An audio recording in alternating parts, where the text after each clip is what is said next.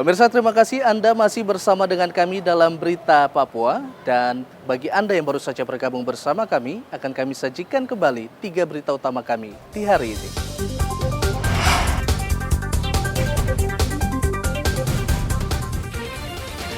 Seorang anggota BRIMOB gugur ditembak kelompok kriminal bersenjata di Kabupaten Intan Jaya.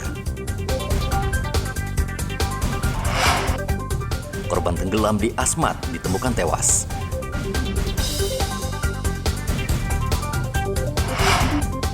Cuaca buruk di Merauke, nelayan tidak melaut.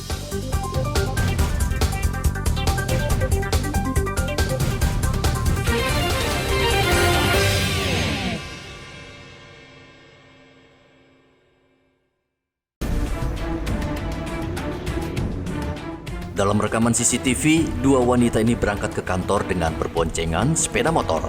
Saat melintas di Jalan Cendrawasih SP2, muncul dua orang pria.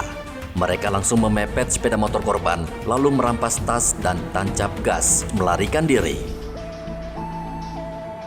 Dalam kejadian tersebut, korban sempat terjatuh dari sepeda motor karena pelaku menarik tas korban dengan keras sehingga korban luka-luka.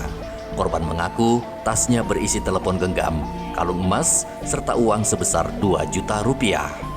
Korban mengalami kerugian materi maupun formil. Materialnya itu berupa kehilangan satu buah HP dan kemudian kalung emas serta uang tunai sebesar 2 juta rupiah. Sementara untuk formilnya, korban mengalami luka-luka lecet akibat terjadi dari kendaraan yang akibat dari ditariknya tasnya oleh pelaku. Pelaku sendiri saat ini sudah mulai kami identifikasi berdasarkan dengan keterangan saksi maupun hasil CCTV, di mana yang kita bisa pastikan yang pertama, pelaku menggunakan motor diduga jenis motor Yamaha Vision berwarna merah. Pelaku berjumlah 2 orang, kemudian pelaku kemudian selanjutnya melarikan diri yang sampai saat ini kita masih dalam penyelidikan. Kebetulan saat ini berdasarkan hasil lapangan, kami melakukan penyelidikan dan pendalaman sehingga HP korban kami sudah temukan. Ya, tentunya itu menjadi atensi pimpinan karena memang cukup viral. Pasti kami upayakan maksimal dan hasil kita sejauh ini kami sudah menemukan HP korban dan mengamankan orang yang memegang HP korban. Nah, saat ini memang kita sedang dalami apakah ada keterlibatan yang kita amankan tersebut dengan kejadian, apakah dia juga hanya membeli HP korban atau dia terlibat di dalam itu. Penjamretan terjadi saat jalan masih sepi dan pelaku diduga sudah membuntuti korban. Polisi kini masih memburu pelaku. Igobat Memolin melaporkan dari Mimika, Papua Tengah.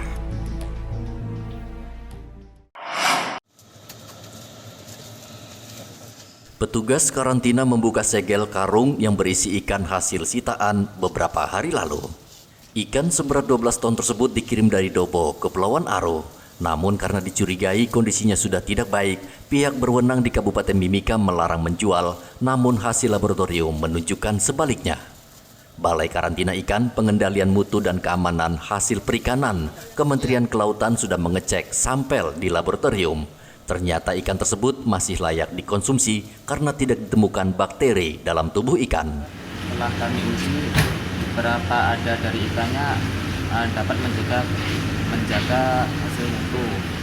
Di antaranya dari segi bakteri Salmonella yang berbahaya dari tubuh negatif, dinyatakan negatif. Dari ketiga komoditas yaitu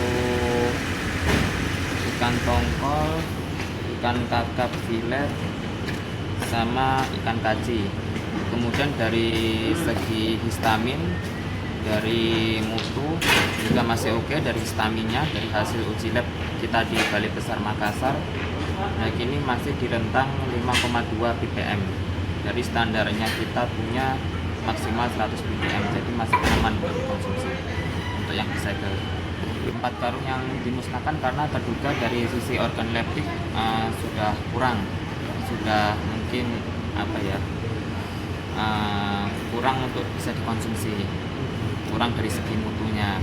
Jadi dari 200 kilo ini yang kemarin kita bahan, dari segi organoleptik karena sudah kurang, mungkin untuk keamanan pangan kita musnahkan. Dari 12 ton ikan yang disita, 4 karung sudah tidak layak dikonsumsi atau dijual dan langsung dimusnahkan dengan cara dikubur. Pekan lalu, Dinas Perikanan Kabupaten Mimika menyita 12 ton ikan dari sebuah gudang milik pengusaha ikan. Igobat Momolin melaporkan dari Mimika, Papua Tengah.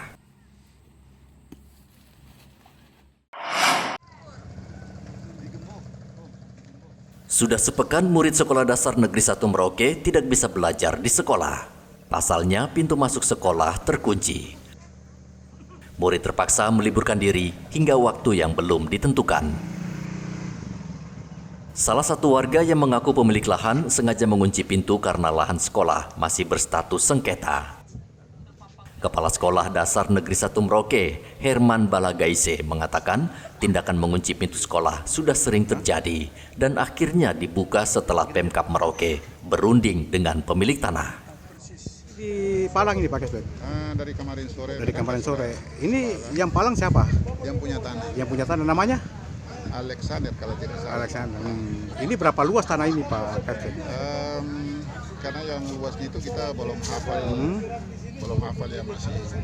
Memang catatan semua kan ada, tapi Belum ini ya. kita belum hafal. Ini sudah berapa kali Palang ini? Baru pertama kali. Oh gitu. Baru pertama kali dia palang. Oh. Nah, selama 2000 atau 1912 itu kan 12 itu kan dia belum palang karena masih zaman Belanda. Oh gitu. Berarti ini di anak sekolah tidak sekolah ini libur? Ya, Sejak kemarin ya? Iya. Tidak, kemarin sekolah. Oh kemarin sekolah. Nah, hari ini yang tidak sekolah. Hari ini sekolah. Ada berapa siswa semua ini Pak Guru? 524. 524 ya. Sengketa tanah antara pemilik lahan dengan Pemda berlarut-larut dan belum ada titik terang. Akibatnya, murid di sekolah ini menjadi korban. Muhammad Ridwan melaporkan dari Merauke, Papua Selatan.